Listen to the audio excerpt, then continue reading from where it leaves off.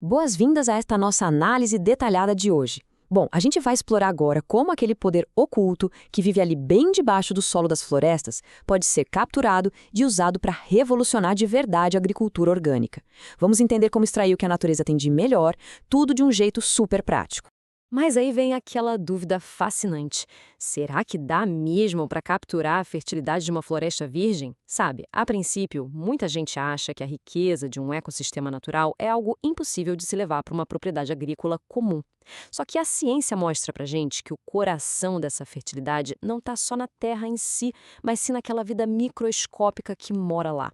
E a resposta para isso é simplesmente incrível. Porque esse motor biológico vibrante da floresta pode literalmente caber na palma da nossa mão. Aquele punhado de terra mais escura, úmida, cheia de matéria orgânica, aquilo esconde um universo inteiro de trabalhadores incansáveis que sustentam desde árvores gigantes até ecossistemas inteiros. O grande segredo aqui é aprender como convidar essa turma para trabalhar a nosso favor. Para entender tudo isso direitinho, a gente vai seguir este roteiro. Primeiro, entender o que são os EM, depois as vantagens da técnica, os ingredientes para a captura, o passo a passo lá na floresta, como ativar esses micro-organismos e, por fim, onde exatamente a gente pode aplicar tudo isso. Então, partindo para o nosso primeiro ponto, o que são os INM e a ciência por trás desses pequenos ajudantes?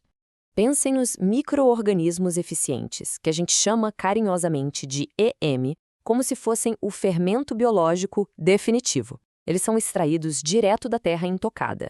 E não estamos falando de uma espécie só, isolada num laboratório super limpo, não. É literalmente um consórcio vivo de bactérias, fungos e leveduras vivendo em total harmonia.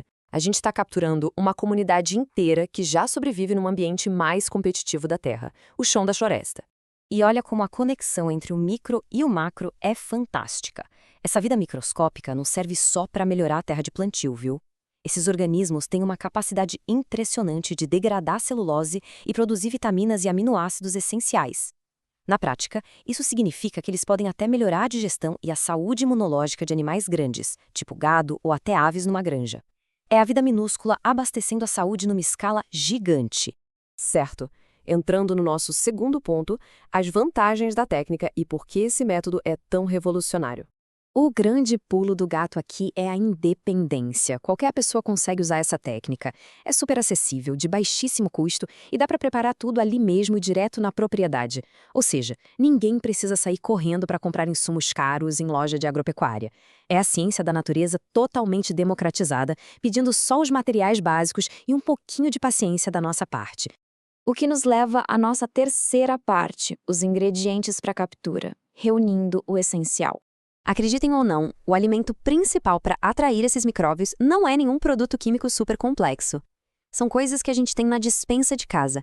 Arroz branco comum e açúcar mascavo ou melaço. Esses são os verdadeiros astros por aqui. É até engraçado pensar que uma comida tão do nosso dia a dia seja exatamente o banquete perfeito para acordar um exército microbiológico desses.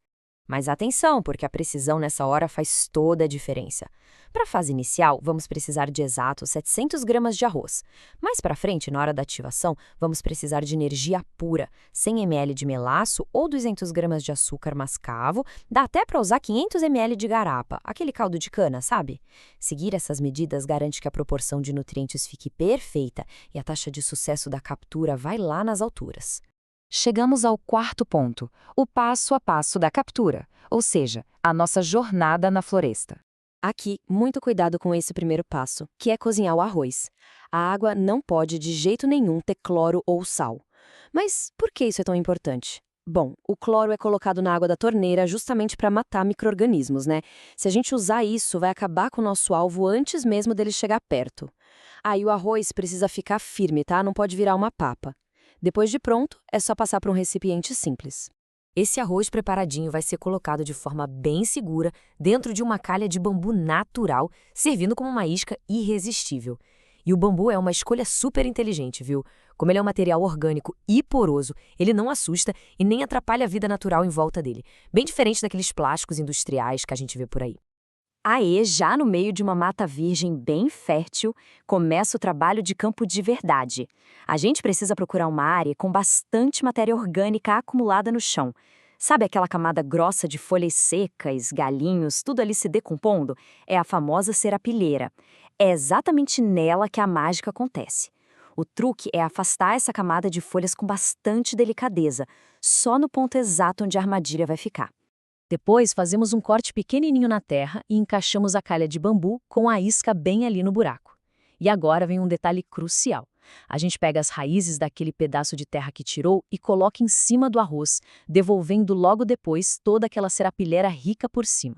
Se o tempo estiver muito seco, vale dar uma regadinha de leve para manter a umidade. E claro, tem que cobrir com os galhos ou uma tela fina, porque os passarinhos e as galinhas da região adorariam devorar essa isca antes dos fungos. A armadilha deve ficar lá, em silêncio, por 5 dias inteiros. Chegando no 5º dia, na hora de desenterrar, vem o momento da verdade, o controle de qualidade visual.